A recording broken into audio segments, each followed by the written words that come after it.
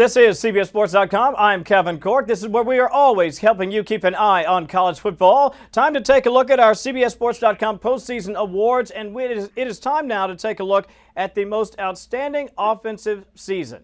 Listen, there's so many great performances. I have a graphic. I'm just going to show you some of our candidates, and then we're going to bring in the ultimate college football expert who can help us break it all out. And that would be Chris Houston joining us once again. He's one of our outstanding Eye on College Football bloggers. You've got Colin Klein, the quarterback at Kansas State. You've got Marquise Lee, the super wide out over there at Southern Cal. How about Jordan Lynch, the quarterback over there at Northern Illinois? And, of course, a lot of people still talking about Johnny Football. Great numbers as well. All right, Chris, so I have shown the folks at home just who should be at least under consideration for Offensive Player of the Year. I want to get your pick for the best of the best. Well, Kevin, you got to go with Johnny Football in the end. Johnny Manziel, even though he's a freshman and you hate to use the freshman as a qualifier, but the guy's playing like a senior. He has 4,600 yards of total offense. That's an SEC record. 43 total touchdowns.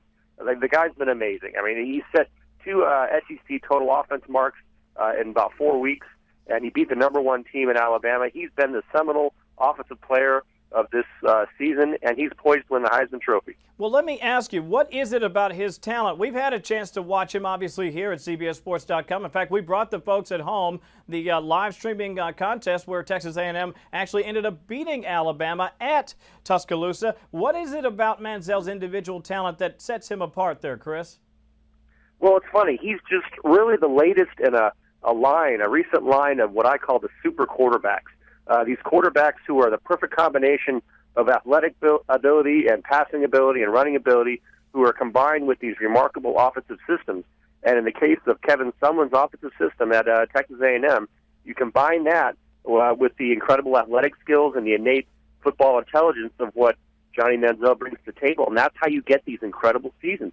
You saw that with Tim Tebow first. You saw that with Sam Bradford. You saw it with Cameron Newton. You saw it with Robert Griffin III. Johnny Manziel is the latest in that line. He is the next super quarterback. That's why he's going to win the Heisman. A lot of people have asked me, not just around here, but obviously by Twitter and on Facebook, who does he more compare to? Is he more of a Cam Newton type, a guy who can really sling it around? Is he more of a Tim Tebow type? If you had to pick one or the other, 6 in one hand, half dozen in the other, which is Manziel most like? I don't think he's like any of them. I think he's sort of a throwback player put into a new system that really takes the elements, all those old elements you saw, like in the Fran Tarkenton styles and the Doug Flutys. He's not a huge, he's not a huge NFL prospect as far as what you look for in ideal size and all those things that they like in a quarterback. I mean, he will be an NFL guy because he's such a great player. But here's a guy; he's probably a shade under 6'1", 6 feet at best. He's just a remarkably skilled player. He can improvise out there. He runs in circles while moving forward.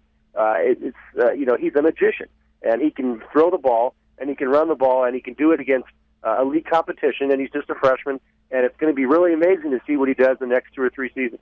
Always great stuff from Chris Houston. He is also one of our Heisman pundits. You heard him mention that he thinks that Johnny Manziel will win the Heisman Trophy as well. Chris, a real pleasure having you here once again on our program, College Football 360. And a very quick reminder, everybody, you can read Chris's great work, including our Heisman Pundit / CBSSports.com Heisman Straw Poll each and every week at our website, CBSSports.com. You also heard him mention Fran Tarkenton. Go a little old school there, talking old Vikings football there. Good stuff, Chris. Thank you. And don't forget, everybody, the CBS Sports Network has an award show coming up tonight that you'll definitely want to check out. It comes your way at 9 p.m. Eastern Time. It's the Lombardi Awards ceremony. That will, of course, involve finalists Manti Te'o, Jarvis Jones, Barrett Jones, and Jadeveon Clowney. Our presentation begins at 9 p.m. Eastern Time at CBS Sports Network. It's the Lombardi Award honoring the nation's top lineman or linebacker. Great stuff. Check it out tonight.